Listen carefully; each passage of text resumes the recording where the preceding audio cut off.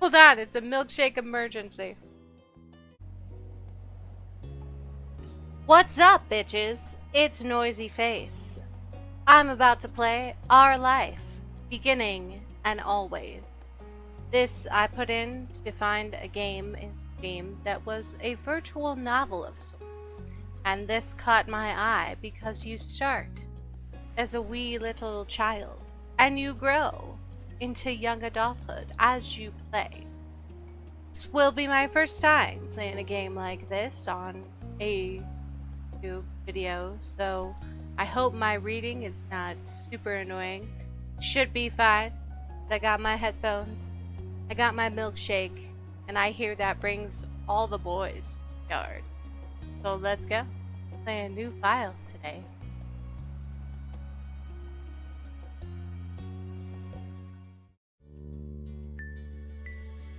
Welcome to Our Life, beginning and always. I think I should probably do the two. There are various ways you can customize and interact with the game. This tutorial is an overview of how certain features work.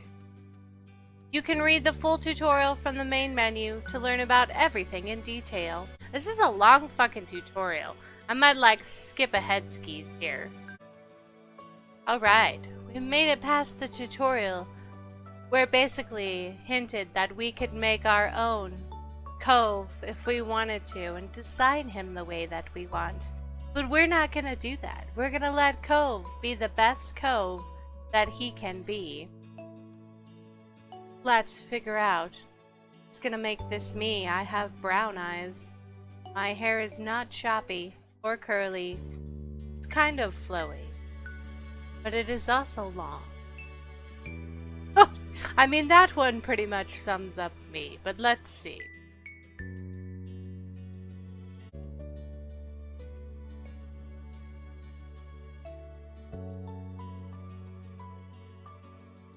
There's a lot of options here. I'm honestly impressed with the amount of options that you can pick. I'm going to go here. Hair back. Set my pronoun to she. And I don't want to keep Jamie. I want to change that. Usually it's the last thing I ate, which was French fries. So, this is French fryers. Sure, that's how I typed it. We'll keep it. French fryers. Noisy Face. It's beautiful. Beautiful.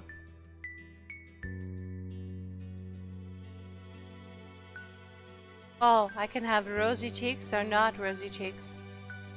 Oh, you can have freckles! I don't have freckles. Oh, I do have glasses though, bro. They're like rectangles though. There we go. There, that's me. That's totes me. Done. Oh, bro, I need to save. Hold on. I have save fear. Alright. Summer in Sunset Bird was a special time of year. Your usually sleepy town began to bustle. It was a popular tourist destination, with people coming from all over to enjoy the beach, the weather, and the relaxation that came with both.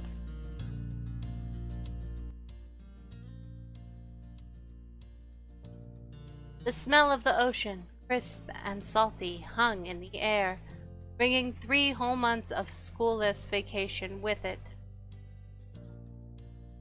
During the summer, your moms didn't like you to wander too far outside of your neighborhood, so you knew your area pretty well. That included the people. Families came and went from Sunset Bird, but they mostly stayed and did what your mom called putting down roots. They built businesses, they got to know each other, and they definitely said hello to the nice young kids who waved when passing their stores. Going for a walk around town mostly meant that families... Oh, that's familiar. Mostly meant the familiar. Friendly residents waved or asked how your family was, or most often just said hello. Didn't get why they always said hi. You ended up saying a hi to a lot of different people. You were too anxious to say hi. I'm gonna go middle.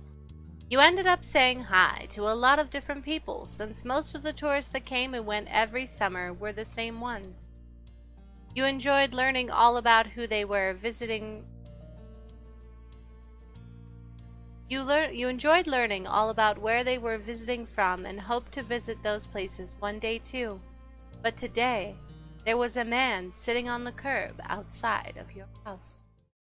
He was sitting with his head in his hands, his whole body slumped over, and you wondered if he was even a real person, or a statue that had magically sprung up from the ground overnight. I mean, like, I am a 7-year-old, so that's probable. Whoever or whatever he was, you had never seen him before.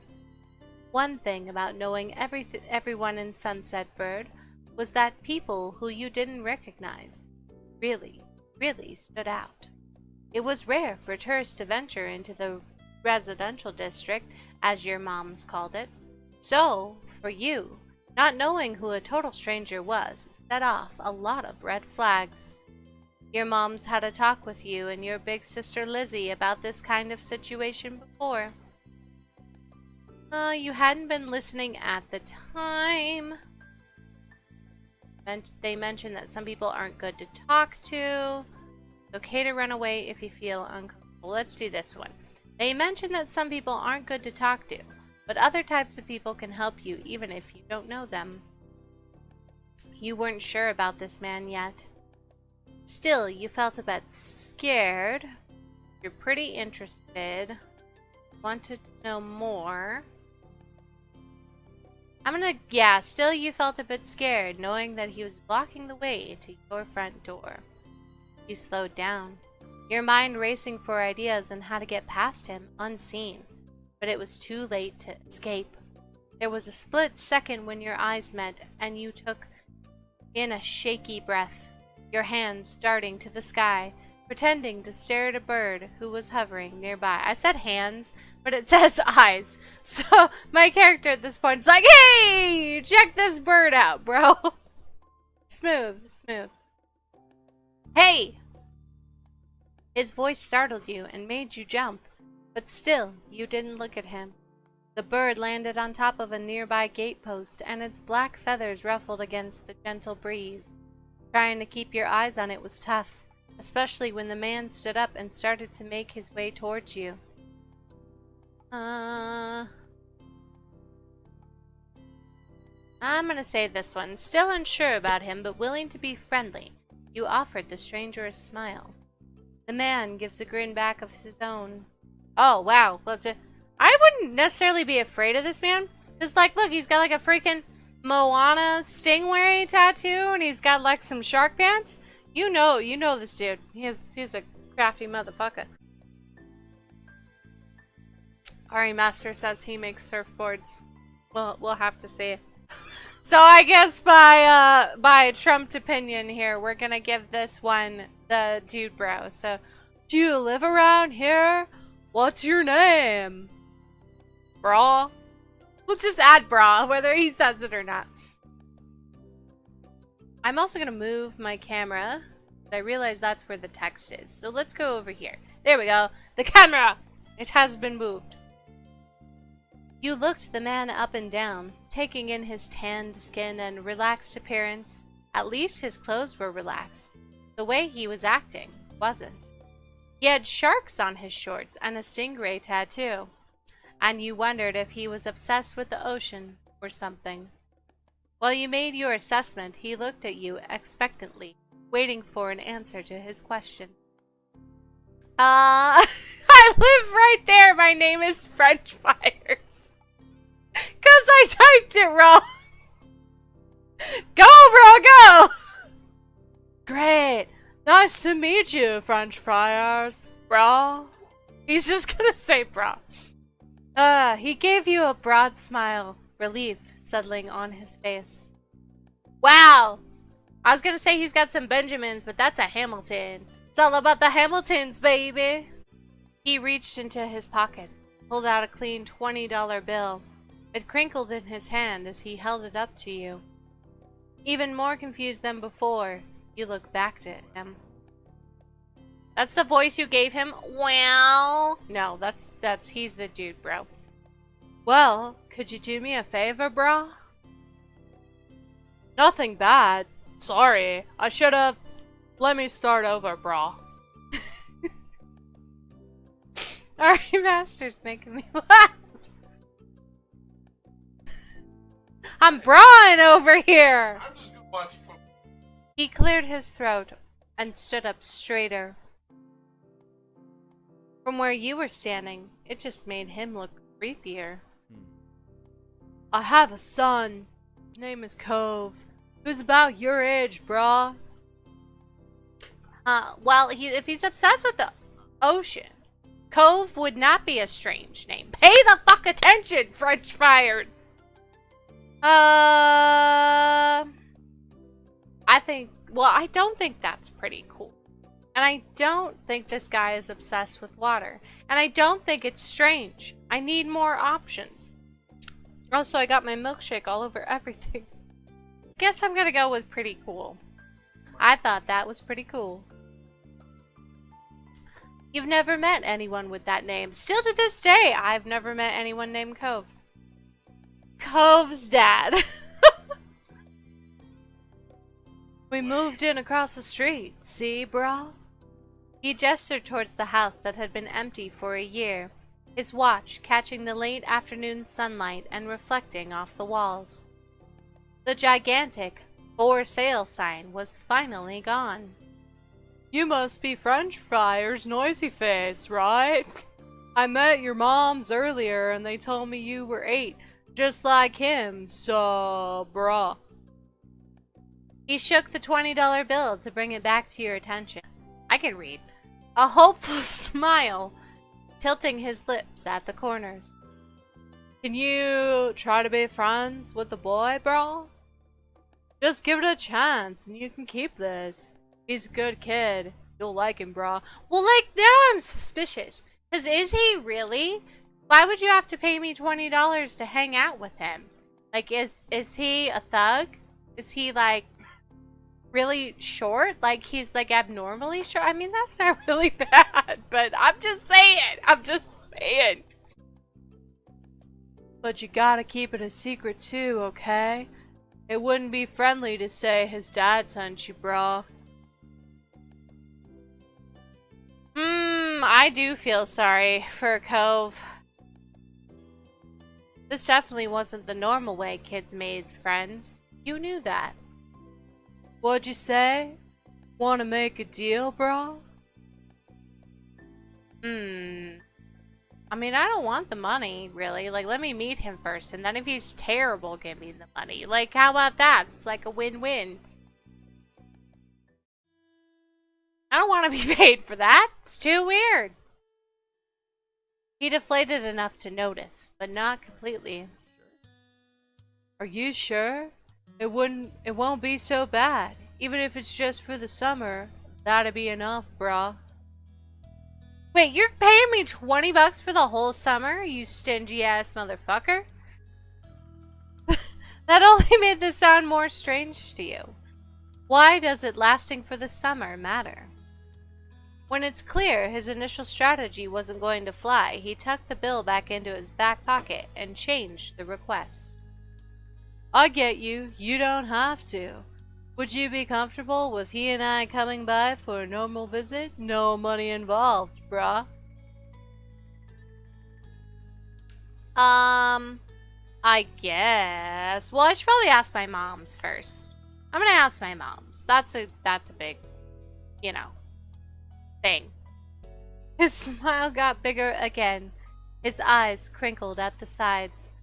Of course, they invited us over earlier, but I'd like to ask you too, brah. Then I guess you can. I'll bring him by tomorrow. I wanted him to meet and greet with the neighbors today, but brah. Well, I don't know where he's gotten off to, brah. He laughed when he said that, but with the way his face looked, you thought he actually wanted to cry. If you see him, can you tell him to come home, brah? He's got a pink cast and glasses. Can't miss it, bro. I don't guarantee. I can try. You nodded, not totally certain that you'd find Cove, but willing to look. The man smiled and reached out to pat you on the head. Whoa! Whoa! But paused before doing so, and pulled his hand away instead. Your moms are already checking around for me. Such a thoughtful group you are, brah. Why don't you? What are you doing? You're standing here in the middle of the street giving 20s to French fryers? Damn, Cove's dad. No, I better go look too. Oh, there he goes. Finally, afterthought. Can't put everyone else to work while I keep sitting here, brah. I thought he might come back and... Well, that's not important. I have to go, brah. Thanks again, French fryers. So much, brah. So much, brah. He jogged off down the street without another word. You decided to check the hills behind your house. Checking the hills. Checking the hills. Step 1. First sight. The chirping of crickets in the tall grass greeted you, quiet and familiar. From the top of the hill, you could see the ocean. As you walked, you listened to the crash of waves on the shore and the seagulls squawking as they settled down for the night. I've never been to the ocean, so I can't say I loved this one, bro. You love to hear stories about the sea, about the merfolk and sea serpents you imagine living far beneath the waves. Sometimes you could almost convince yourself you had seen a flash of a shiny mermaid's tail, tiny shiny tail, in the distance. Took a deep breath. You wanted to try to relax. Couldn't. You weren't sure what, but something told you that you weren't alone. So you glanced around. There was a boy sitting at the top of one hill, almost completely hidden within the long grass and white flowers surrounding him. His head was buried in his knees, staring ahead by himself. For whatever reason, probably just that he wasn't paying attention, he hadn't noticed. You watched him a minute longer, feeling a little bit like you'd found a deer in the wild. Though deer didn't have... Well, deer don't have any of these, but I gotta go sad frowns. I'm gonna go for sad frowns. But this new boy did. You wondered what could have upset him. After a few more seconds, you took a step forward, then another, and then glanced your way. His aquamarine eyes reflected the light of the moon. You stopped, raising a hand to acknowledge him, to show him you weren't scary. Why would you say hi, Space Cadet? That's rude. I'm gonna say hi. With a start, he jumped to his feet, his hands balling into fists at his sides. He didn't say anything, just stared at you in a strange way. He'd been crying. There were traces of tears on his cheeks and soaking the hem of his shorts, and his eyes were still shining with... You obviously caught him off guard. His pink cast seemed to glow in the twilight, though when he caught you staring at it, he hid his arm behind his back. Something the man earlier had said stuck out to you. Cove? Eyes wide, he studied you. How'd you know that? I'm all-knowing! That's something I would say. I'm all-knowing. That's a lie. Tell the truth. Okay. Your dad told me who you were. Oh, I like his voice. That's cute. So, is this your hill? He gestured with his uninjured arm to the patch of grass surrounding you, his face falling at the prospect. I can leave if it is. Should I just say yep? He's been crying though, bro. I'm gonna go with you can't own a hill. I mean, you can. Why not? How could you? You just do. I had a hill back home. Well, that's a weird sentence. Well, this still isn't mine. Oh.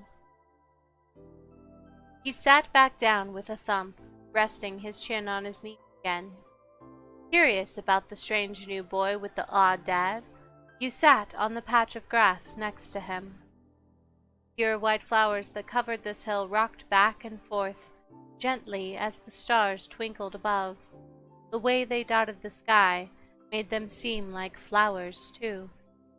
The night wind was cool as it traveled over the ocean and up the hill, chasing away the heat from the afternoon sun. Yeah, I don't think we should jump in with why'd your family move. That's kind of prying there, French fires. Why are you here? A quiet hiccup escaped Cove as soon as you asked the question. Almost like they'd never stopped, his tears started up again. Vengeance. My parents, they don't want to live together with me. The tears fell fast and heavy over his flushed cheeks, sticking in his dark lashes. My mom made my dad leave and he took me with him, and now we have a house here. I want to go home. The outburst took you off guard. By the time he was done wailing, Cove's chest was heaving with exhaustion. He sniffled and removed his glasses, wiping at his eyes with the back of his hand before he put them back on again. I hate this place. I want my real life back. I want my mom. Well, I think I'm gonna have to go, I'm sorry, because, like, your dad does not seem kind of like nice. I don't know what the situation is. He said just for the summer, so I can't say you'll get used to it. I also am not gonna be like, stop crying, you weirdo! Like, that is also mean. He slipped his hands underneath his glasses and pressed his fingers against his eyelid. Cove wound himself up again for another long crying fit. Felt bad for him, being forced to come here with no choice. You couldn't imagine what it would feel like to live with only one of your moms, but it must be pretty hard. But from way off in the distance, you heard your parents. French fires! I don't know why that's just how she talks. Don't judge my mom.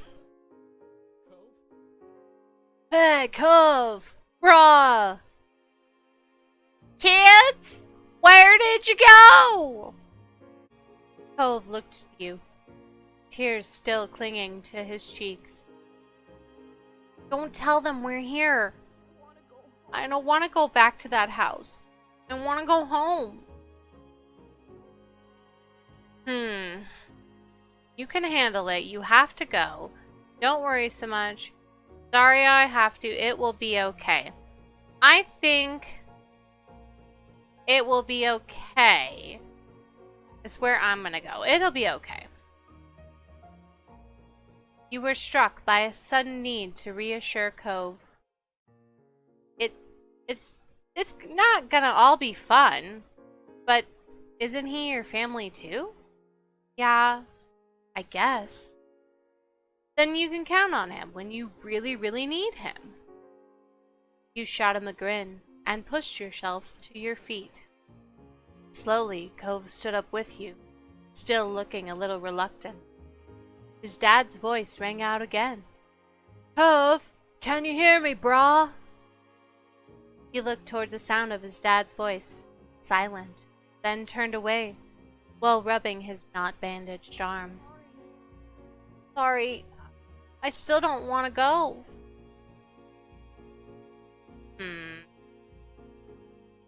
I think I'm just gonna stand here silently with him. Is that gonna get me in trouble, though, as a child? As a child, I would have probably tried to convince him to go. Are you sure? You'd have to stay outside the whole night and sleep on wet grass. Oh yeah, wet grass is the worst. Before Cove could say anything else, you heard his dad's voice again, even closer than before. There you are, bud. That didn't need an extra bro. The trio of parents appeared over the curve of the hill. Instantly, all their eyes landed on you, and they rushed over. Both of your moms were at your side in a split second, faces filled with worry. French fries, you're here after all. We had been at the park to check for Cove, and then heard what happened earlier when you met the new neighbor. I thought you might have gone off further away. No, we're just sitting in the grass. We're okay, don't worry. Why is everybody acting like why it is such a big thing? Cove didn't want to go home. I'm gonna say no. I'm not gonna oust him. No, we're just sitting in the grass. Oh, thank God, you're both fine. They both have the same voice. Don't ask me why. Were you two having fun out here? You looked over at Cove, who was wiggling against his dad's tight hug and pushing at his arms. He shrugged. Yes, I like him. He's good. I think I'm gonna marry him. Slow down. Like, yeah, sure. I mean, like, he's alright. Yes, I like him. You nodded, smiling slightly. Finally letting go of his squirming, scowling son, Cove's dad turned to the three of you. Thanks very much for finding him. I really didn't know this neighborhood, brah. Good thing French Fires knows this whole area so well. Well, absolutely. We should be getting home now. It's been a long day for us all. Say goodbye, Cove. Say goodbye, brah. Hear his little voice there. He's so cute. The two of them walked off into the darkness, heading towards the neighborhood. You watched Cove's bright pink cast until it disappeared. I'll tell you what.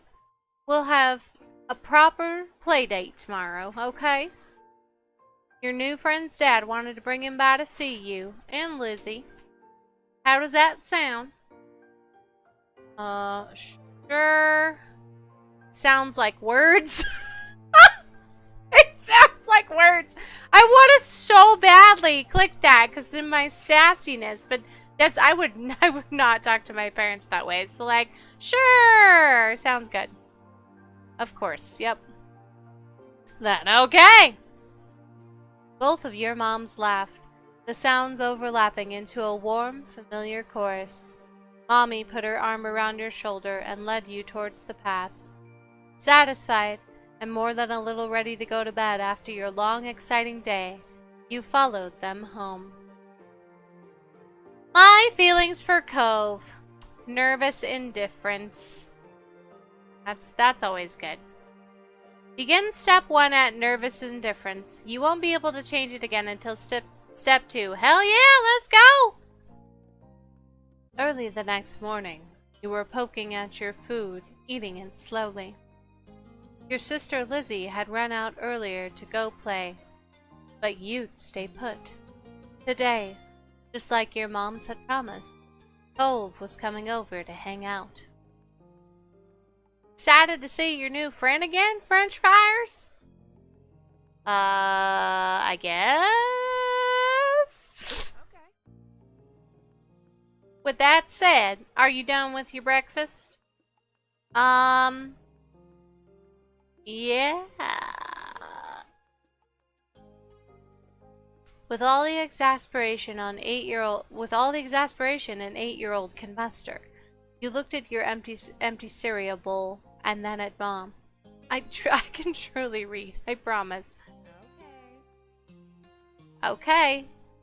Attitude kid, we see. Good job. He should be here soon. Cleanup began, and then, on cue, there was a knock. It was hesitant, like the person wasn't sure that they were in the right place. Still loud, though. We need to get a more obvious doorbell. I know. French Fires, could you get it? Because Mom said so. You wandered over to the door. Hey, Noisy Face family! Thanks for having us, brah. Mr. Holden, as your moms have called him, and his son were here. Cove looked different in the bright lighting of your living room, and when he wasn't crying. With his dad standing in front of him, and Mom and Mommy behind you, you and Cove looked at each other. You studied Cove apathetically. This was the parents' plan, not yours. Not seeming any more excited than you were, you just stared back. You want to go play in your room, French fries? So, my room is this way. Okay. I like his little, like, timid voice that he has on some of his answers. That's so cute. Take care. Let us know if you need anything, you two. Have fun, kids. See you later, son. Play nice, brah. Oh, look at my room. Oh, look at this little sheep. This is the cutest little sheepy sheep. You led him to your room, puffing your chest out a little bit at the sight of your treasures, like my cute-ass fucking sheep. There were lots of stuffed animals, a cool bed, a window to look out. It was a great room. You hadn't had anyone to show it to in a while, but you were really proud of it. He leaned in a little closer to one of your drawings on the wall. I like this. Me too! I drew that! Thank you. I don't. Probably thank you if I drew it. You're welcome. You smiled at him. You were proud of that particular piece of art, and you were glad he noticed. He turned to look around the room a little more, studying the books on your desk and the picture on the walls. Started to feel a bit nervous, felt the atmosphere was kind of awkward. You were glad for the company. You hope he liked your room. Probably hope he liked your room. That does sound like me. You had put a lot of effort into making your room as nice as it was. You hoped he didn't say anything bad about it. Then his eyes landed on a tiny box of beach things you'd collected, tucked away by your door. He took a step towards it, before hesitating and pointing at it instead. What's that? Oh, a hoard of stuff I found on the beach. Oh. You have any driftwood in there? Dragging the box to the middle of the room, you and Cove flopped down next to it. Yeah! Got like in my face almost. How's it going, Cove? Enjoying my sheep?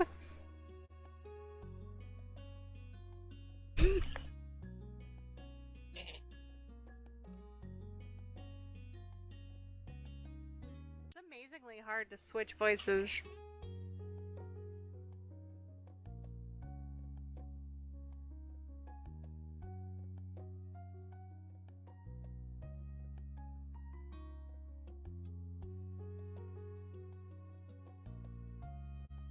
You gestured to a piece at the bottom, still covered with specks of sand. This is a good collection. You got the sense from the tone of his voice that he wasn't just saying it to be nice, or like Shiloh. He actually meant it. Shiloh's coming over. Shiloh? My sister's friend. He wants to, meet you. Do I have to see him? It'll be fine. I think. Here. I found this shell on a log and pulled out you put out seashell after seashell, explaining where you'd gotten each one and holding them up against the light. There were big ones, small ones, pink, purple, and orange. Most of them you washed off in the bathroom sink when you brought them home, cleaning off the sand. Over the past 4 years, you've learned some of their scientific names. The collection was huge and varied that you had a lot of funny stories to tell. The voice faltered a little bit, but you could keep going as best as you could. Well, I was a nerdy kid, so I'm going to say scientific names. You had a whole picture book dedicated to different shells and sea life. You learned a lot by flipping through its pages. Apparently fascinated, either by the stories or the shells themselves, Cove listened with what looked like a full force of his attention. It was a new experience to be the center of such dedicated focus, even if it was only directed at the shells. "Kids, come down to the living room!" You could tell the idea was making him unhappy, but Mommy wasn't giving you much of a chance to hang around. Cove hadn't been like this meeting you.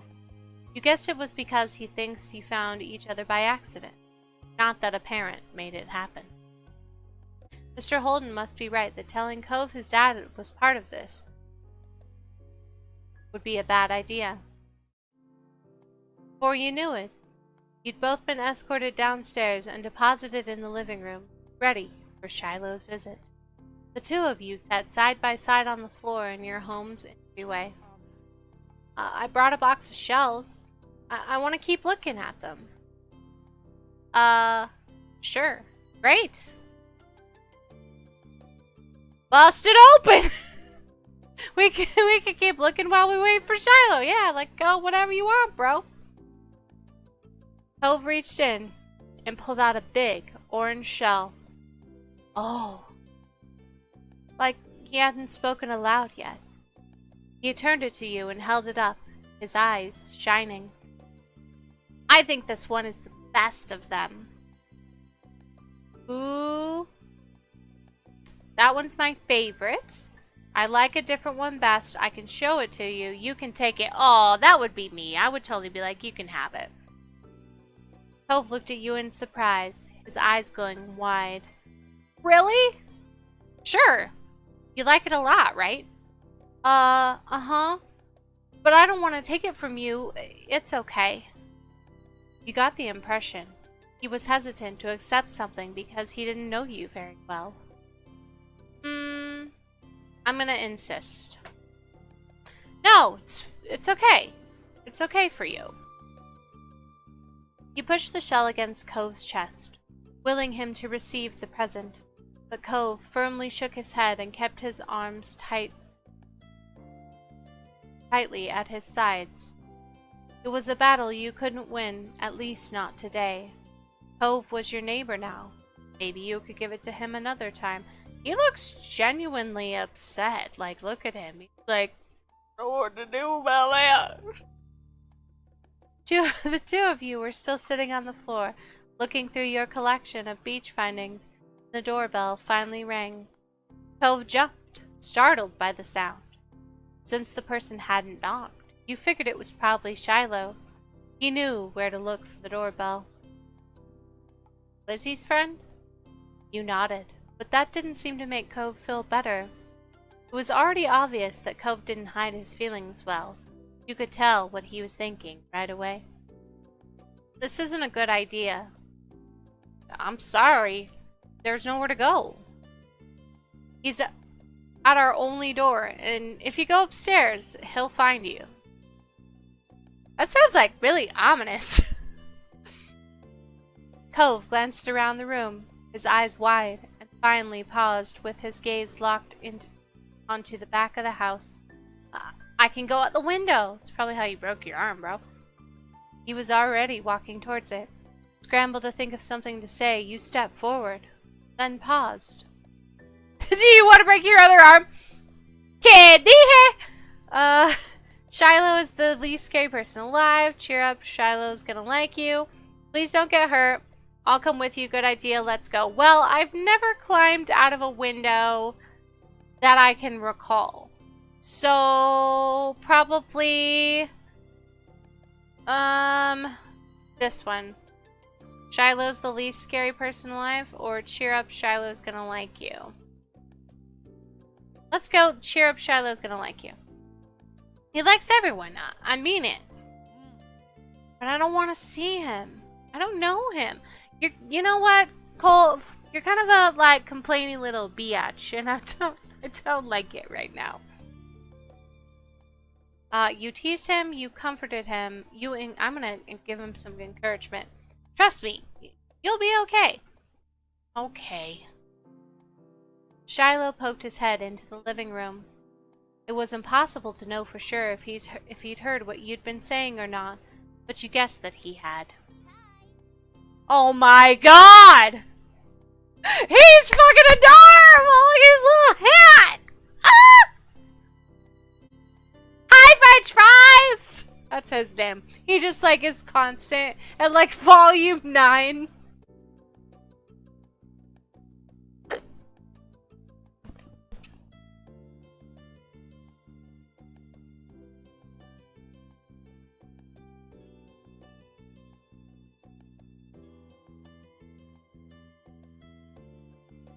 Hi, French fries. I'm Colin. I'm here to take your picture. I love you, Harry Potter. And hi! Cove! Cove shot you an uneasy glance. Hi. I'm Shiloh! It's nice to meet you! Yeah. You have a lot of freckles. Rude, Cove! Rude! Alright! I do. What are you guys doing? You building a ramp? We're looking at shells. Can I do it too? Awesome! Do you hear his voice? It's so teeny. He's like, can I do it too? Look what I can do! Cove shrugged, then looked back at your box of beach findings. What about that one? Are you gonna give him my orange shell? You better not, you whore! The plan for the afternoon, at least as far as you were concerned, was to sit and look at the beach things more. You weren't really in the mood to do much of anything else. You held out a recent find to Cove, a scallop shell that had washed up on the shore. It's a pretty color. Kinda like my cast. The beautiful glittering pink did look a little bit like the wrap around his arm. Pink is a nice color! Okay. Is it your favorite? Not really. What is? Oh, maybe green. Or blue. It might be yellow. Oh! Those are all cool! I guess.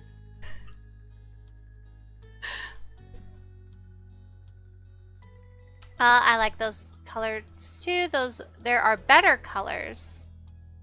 Not sure how to deal with the suddenly more awkward silence. You look back at those shells. I'd probably say, like, I like those colors. That sounds like me. Awesome!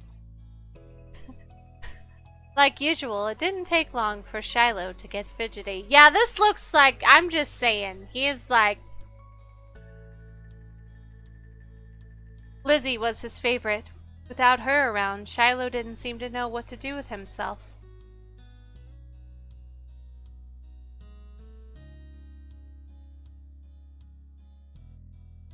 And Cove wasn't like your sister. He wasn't that much like you, either. Is Lizzie coming back? Don't know. Where'd she go? I think she's at the beach, probably. Is she playing at her park? Cove's eyes lit up at the mention of the park, and he looked towards you. Are we gonna have to go to the motherfucking park? We totally are. There's a park? Yep, but it's old. That is, I will tell you, I am always up to play at a motherfucking park. Like, I am never too goddamn old to play at a park. Can you show me? I want to go. He started getting up before you had even answered, and Shiloh jumped up beside him in excitement. Really? You do too? Right, French fires? The park is fun! Yeah, like, the park is pretty great. I love it. I love the motherfucking park. It's right at the beach, so there's lots of fun stuff to do, and lots of sand. Yeah, it has a jungle gym, and a bunch of swings. That sounds like it could be cool. So, are we gonna go find Lizzie? I don't know. I never really wanted to see her. I just wanted to check the park out. Adrift without any direction, Shiloh finally turned to you. Okay. He perked up, Both boys wanted to go. It was only fair. After getting permission from your moms, the three of you were ready to head out. It was a short walk to the park. Lizzie had convinced your moms that it was so short, she should always be allowed to walk there by herself. When you found her, she was hanging on the jungle gym, swinging back and forth. "Hey, Lizzie!" Her face lit up when she saw you, her big brown eyes going wide. "French fries! Shiloh!" Hi!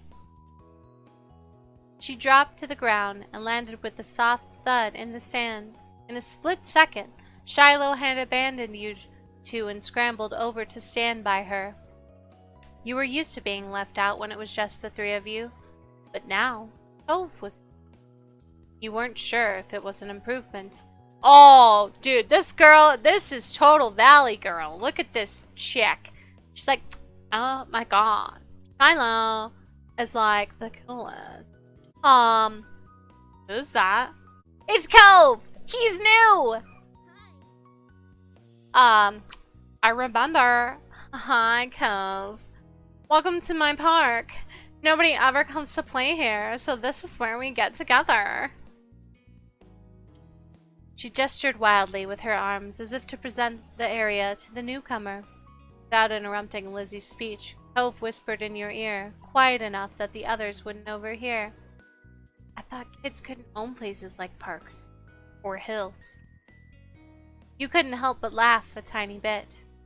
While Lizzie continued talking, you took the chance to kick off your shoes and wriggle your toes through the warm sand. Nice, huh?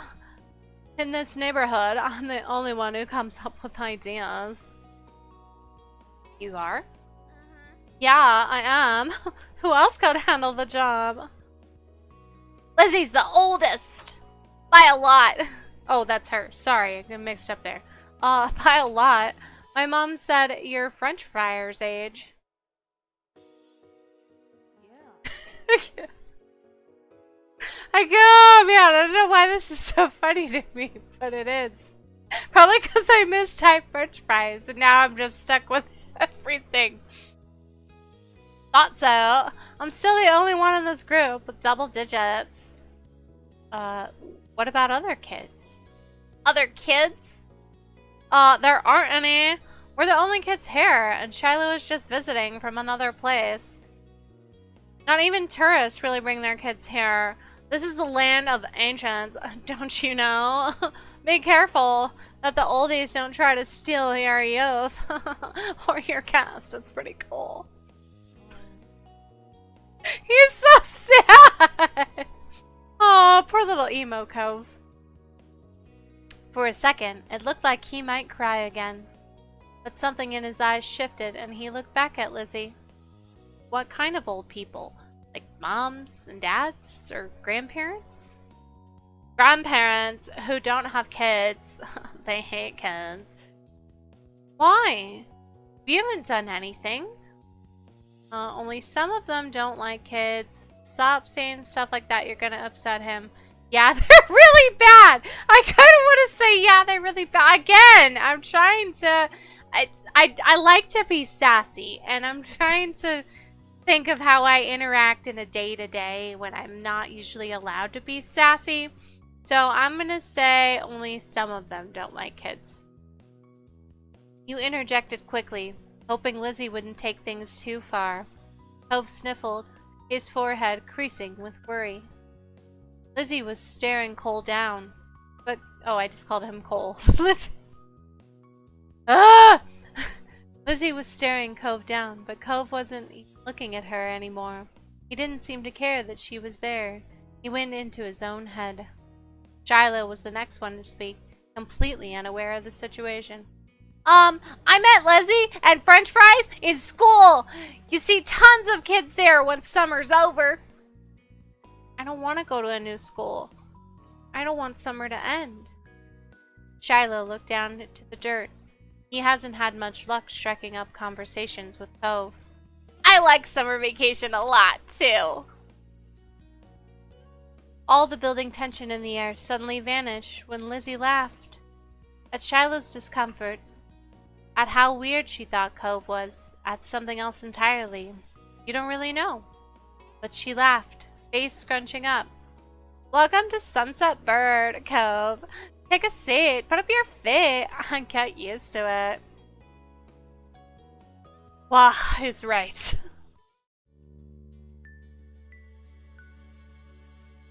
For the rest of the summer, Cove was always there. You saw him more often than Shiloh, and on some days, when she was in a bad mood or busy, you even saw him more than Lizzie. He became a staple of your everyday life, the way sun and lunch and the beach were. That first summer, you hadn't really been interested in him one way or another. He was just kind of a fact of life, someone you met with because he was there. Of course, that was only the start of things. Moment select, step 1. And then summer ended. Okay, so that's gonna move me to the next thing, I think. So let's see. Oh god. Come back here before it gets dark, alright, brah? The familiar voice drifted across the street and drew your attention away from the snail you'd been watching, inch slowly across the pavement. Cove waited in front of his dad, pushing his green hair back off of his face from where the breeze was blowing it over his glasses.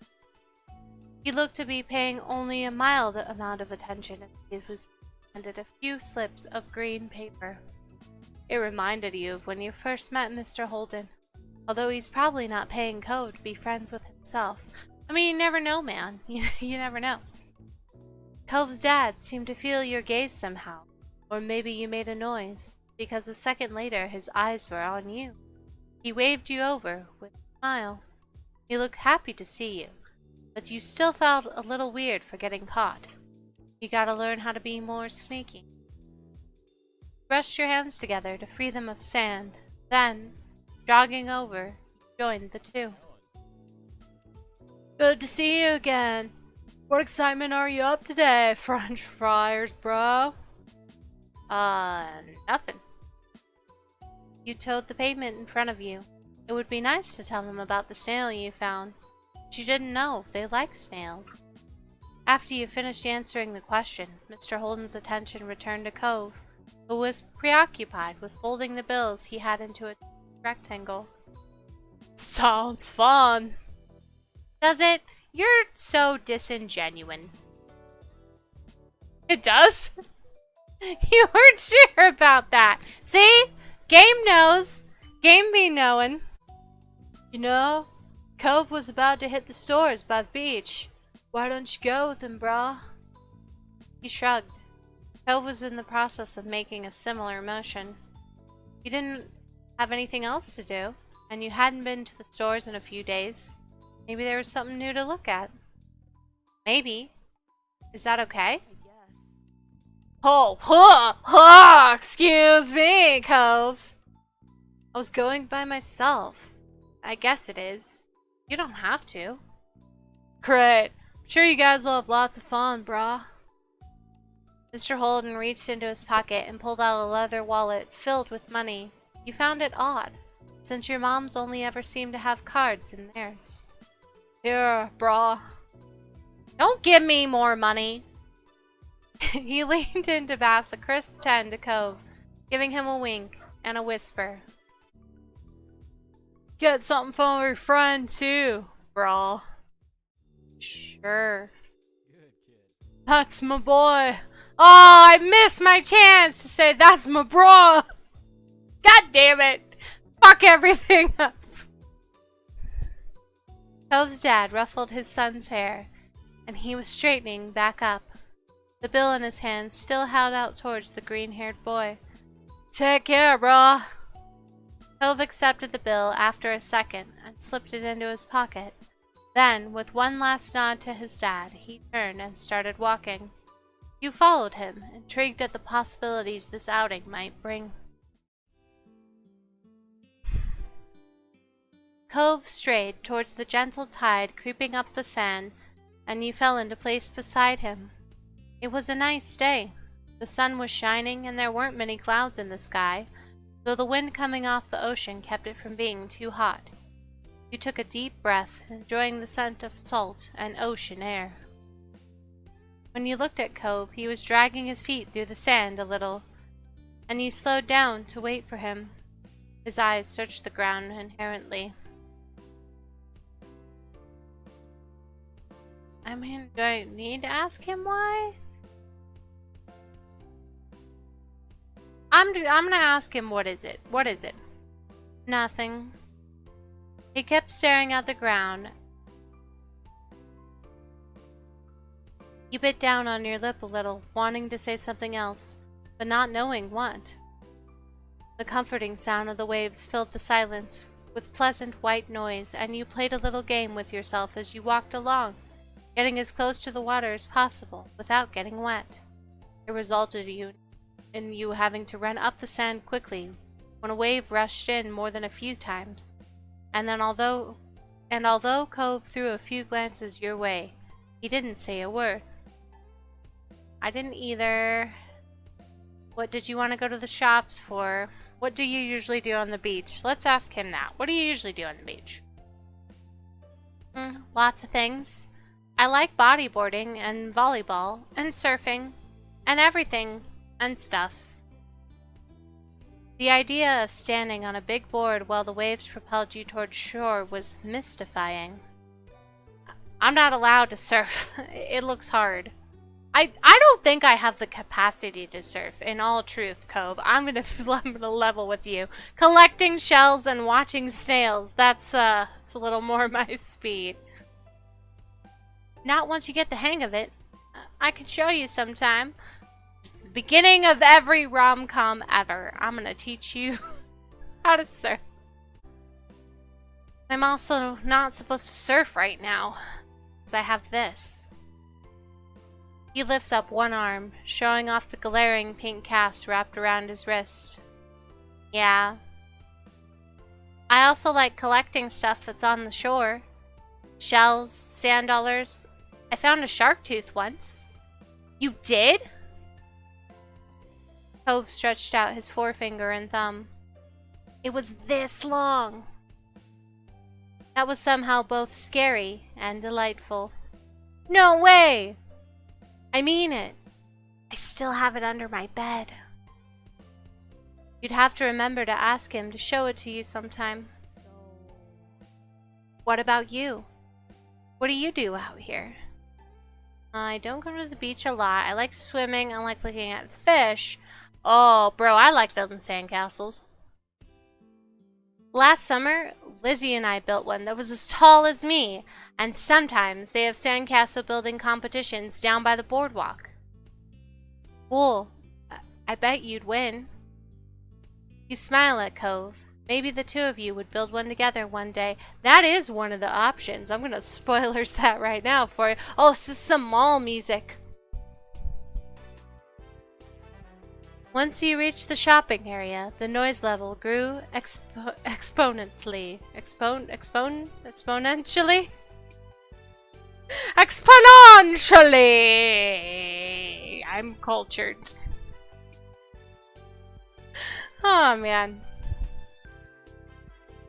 No longer just waves and footsteps, but the chatter of people enjoying the lovely summer day, the call of birds trying to find bits of food left behind, and lots of salespeople trying to get attention.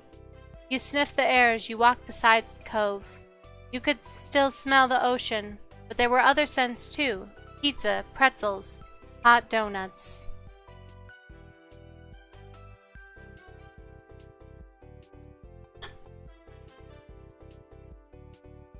It's nice. It's not very nice. It's alright. Well, I happen to think that's pretty nice, so it's nice. The energy surrounding the area seemed to fill you, and there was a bounce in your step as you began looking at all the familiar sights. There were so many things to do, you didn't know where to begin. You looked at Cove, hoping he was just as excited as you were. Cove was glancing from one side of the street to the other with a look in his aquamarine eyes that you couldn't quite work out. What's that? Cove pointed to a large crowd of people gathering near a few tables with large, colorful umbrellas blooming from their middles. You couldn't see past the adults who were blocking the way, but you knew there must be something worth seeing. Without another word, the two of you hurried over to see what all the commotion was about. Oh my god. I don't even have to see this dude. This guy is just gonna be like, feast your eyes on the amazing Alexander. Like, you just know. You know that's what he's gonna sound like. In the center of the crowd was a man with a tall hat and a funny green coat that had 3 long tails. There was a little table next to him with a cloth hanging over it that read, "The Amazing Alexander," in glittery golden script. Why tell people his name if it's already on a sign? Because he's a motherfucking showman.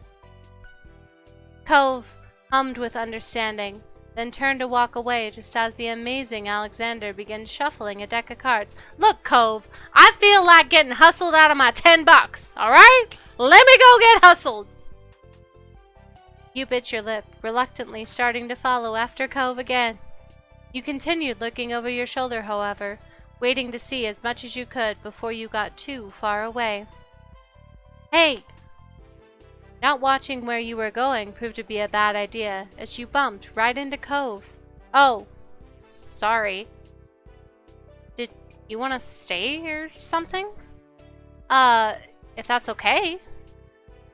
He briefly lifted up his arm off his sides before returning them to place. You could have said so.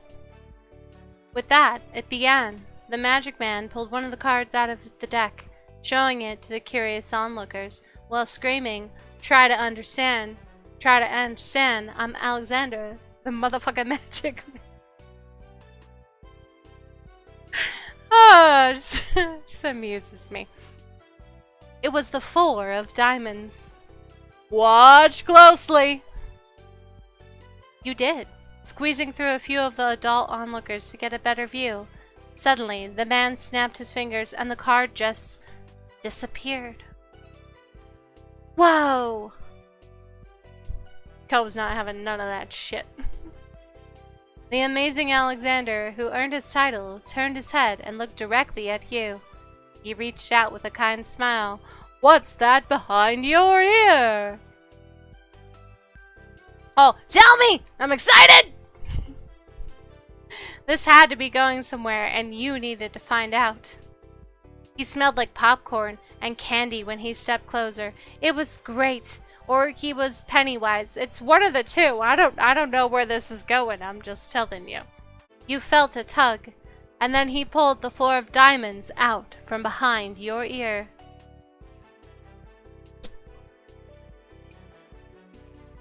You knew that it couldn't really have come from your ear, but you still didn't get how he'd done it. There was light applause from the crowd, and the man gave a deep bow. This is for you!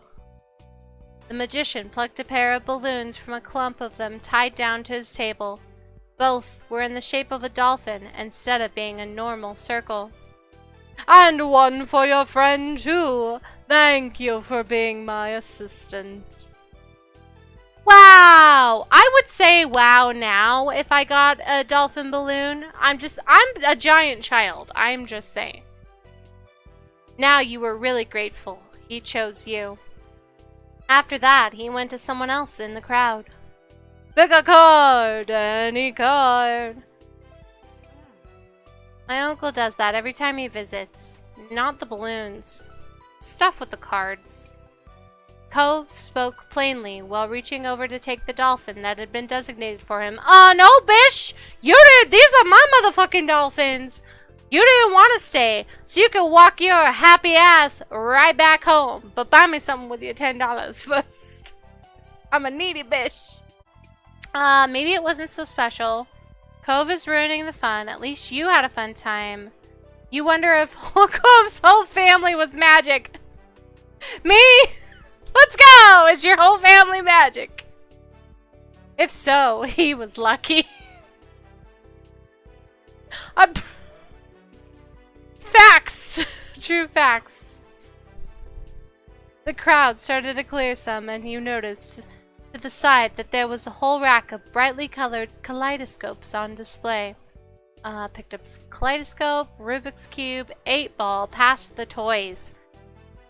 I don't really want any of those. I never had a kaleidoscope growing up. I had a Rubik's Cube, but my brother and I got really frustrated with it, so we just took off all the stickers and restuck them so it would look like we solved it.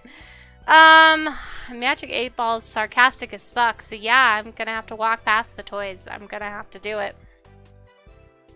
You briefly looked over the rack of toys, thinking that they could be interesting to look at, but you didn't really feel in the mood at this moment. Goddamn, Cove! Sneaking up on me! Jesus Christ, where you come from? Cove picked up one of the kaleidoscopes and looked through, twisting a tube at the end. After a second, he set it back on the rack, moving to the other side of the stall. He went under the awning, careful of his own floating dolphin, and you joined him.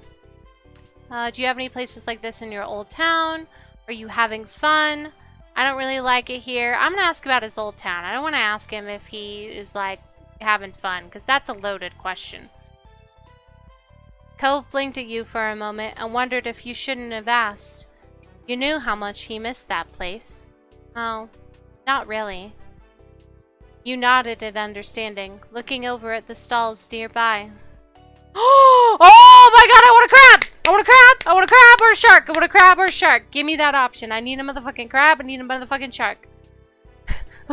While Cove looked at the sand pails, you were drawn to the table with colorful keychains laid out on it.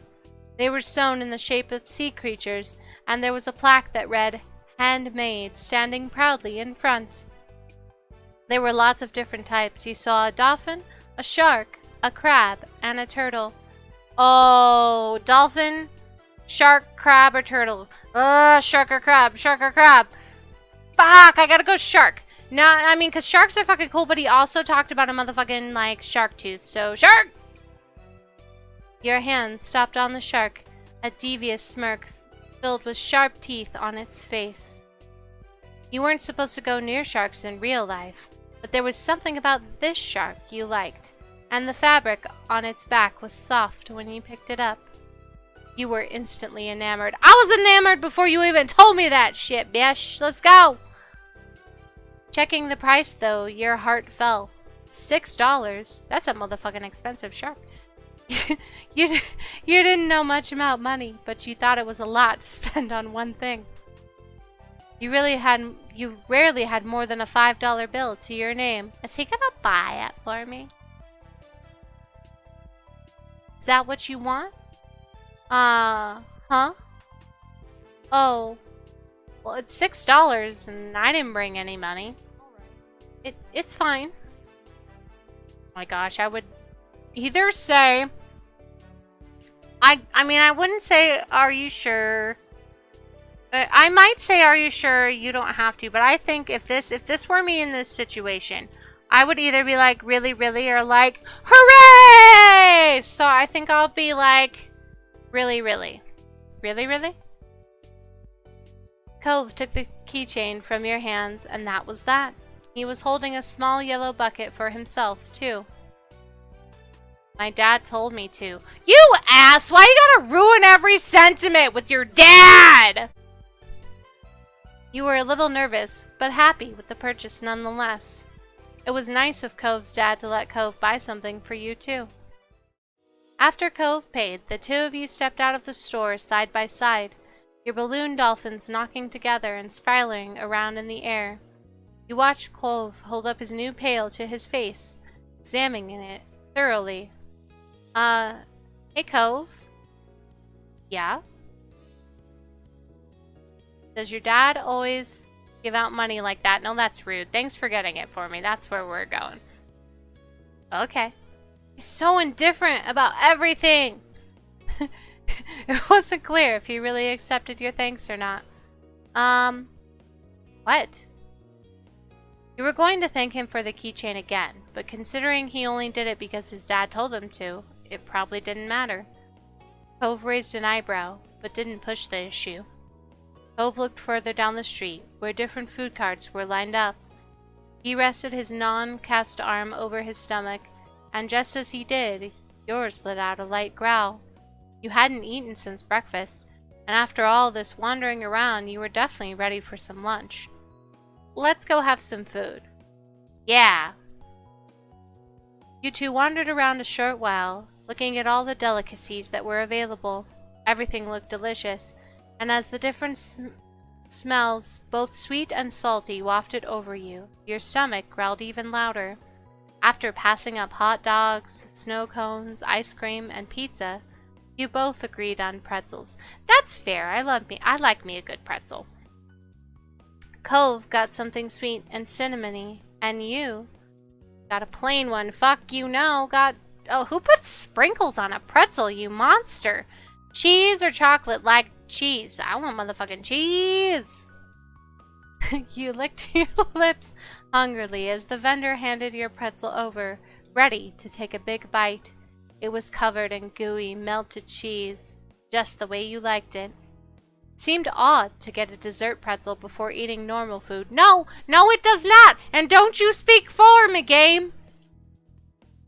You found an empty table close enough to the beach that the grit of the sand made terrible noises when you dragged the chairs out to sit down.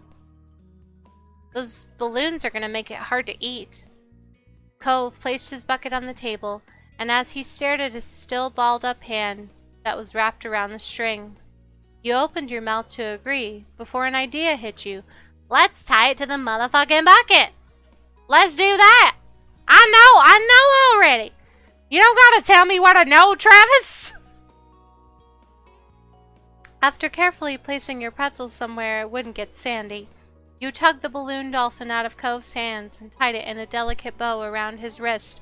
Okay, well, I guess tell me what I know then, Travis, 'cause I was wrong. Cove bounced his arm up and down in place, testing the stability of your knot. After watching his balloon jostle around but remain attached, he smiled, satisfied. Could you help me too? I can't tie it on my own wrist. Oh, was that my ploy? He repeated the ritual. Cove struggled somewhat with the cast, restricting his fingers on one hand and a string already tangled around the other. The two of you spent a moment admiring your handiwork, both hands now free to allow easy munching on your pretzels. You bit into the doughy treat, savoring the taste on your tongue with a smile as you looked out over the ocean. After a long time, you finished your pretzel. You were done before Cove. It was boring not having anything to do. You pulled on the string of your balloon to bring it down to your level. Then you held the dolphin in your hands, manipulating it to make it look like it was jumping through the air. That is shit I do. If you turned your face towards the beach, it almost looked like it was swimming in the waves, like a real dolphin. I was just gonna say, like, why wouldn't you hold it and be like, psh, psh. I can't make dolphin noises. That was a lame attempt. Anyway, let's moving on. A laugh came from your side. I got a reaction! Finally! From your motherfucking emo face! When you glanced back at Cove, he had left the remaining part of his pretzel on the wrapper, and he was gripping his dolphin too. Mine's name is Merryweather. He's the Prince of Dolphins. Oh, that's a good fucking answer. Mine's name is Splash. They star in movies. Mine's name is Cherry. She's actually an alien. Mine's name is Sam. They're just a regular dolphin. Merryweather, fucking Prince of Dolphins up in the house. He wears a crown made of seaweed and all. He's friends with all the merfolk. Hell yeah! Every now and then, he'll make friends with a kid and let them ride on his back. You sighed, wishing you could meet a real dolphin like Merryweather. What's yours? Cove considered this question, placing the balloon against the table and resting his free arm across it in contemplation. It's... With a loud pop, the dolphin exploded into ribbons. Oh no, that's so sad. Yeah, that's literally my reaction. ... Exclamation mark. Bro. Oh, bro. Oh no. Love it. I love it. Oh, is he gonna cry? It's okay. You can have mine. For a second, all Cove did was gape in shock. like you. Then his cheeks puffed up, squinting his eyes. You saw tears start to glisten. I made a joke. I offered to find Alexander. I offered Cove. See? I offered him my balloon. You could have my balloon instead, if you want. Cove looked over at you, frowning. I don't want yours. Oh. I don't want anything that's mine! You felt bad for Cove, but were secretly glad. You really liked the little dolphin, and you weren't eager to give it up. Cove spent the rest of the outing sniffling, and didn't say much else. The passing of Cove's balloon was the last major event of your adventure. In the end, the two of you headed back late that afternoon. You separated on the beach, and while Cove went straight home with his brand new sand pail in hand, you decided to sit for a while. You watched the waves and the sunset, fiddling with your new keychain. Another summer day was drawing to a close. It had been nice for the most part. Hopefully there wouldn't be any tears next time. Alright, well, look at this. We got a lot of shit to do. We went shopping. We've got Grown Up. We've got Long Day. We've got Sandcastle. We've got Fireflies. That's a lot of stuff to do. You know, in step 1 here. That's actually really exciting. And then you can get all this DLC too, where you've got like Library, Ghost, Barbecue, Runaway, Sleepover.